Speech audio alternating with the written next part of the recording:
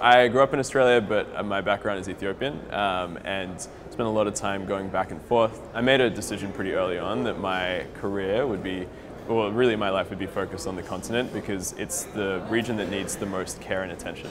You look at the scale of impact when you start a company in Australia, you can build a $1 billion company, but you're probably selling software to $1 billion software companies.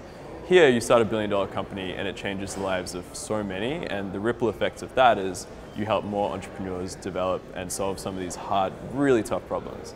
And you look at our portfolio, they're not making life convenient, they're solving for core needs, like really core things that traditional structures just don't give them. So for me, it was the scale of impact. It was always like, I can have more impact here and I belong here, so this is where I want to be.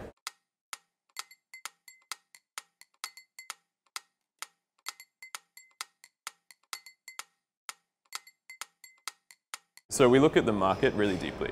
I spent a lot of time thinking about a market.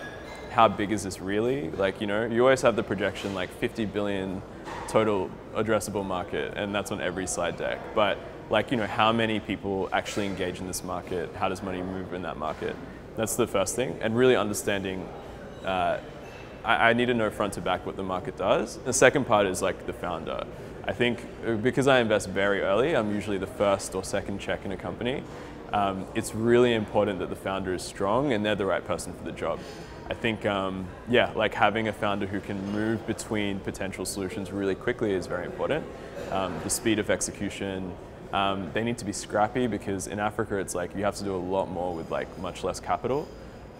So I look at founders and markets, and then within that I probably have a few ideas of what I think does and doesn't work.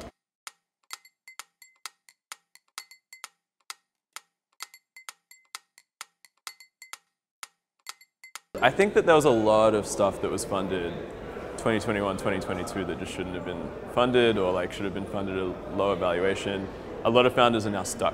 They have these high valuations, their revenue isn't there yet, and so at best they can preserve that valuation, but usually they have to go down. I think that's probably good for the ecosystem because it brings us down to earth on like what works and what doesn't. We've seen a lot of startups shut down.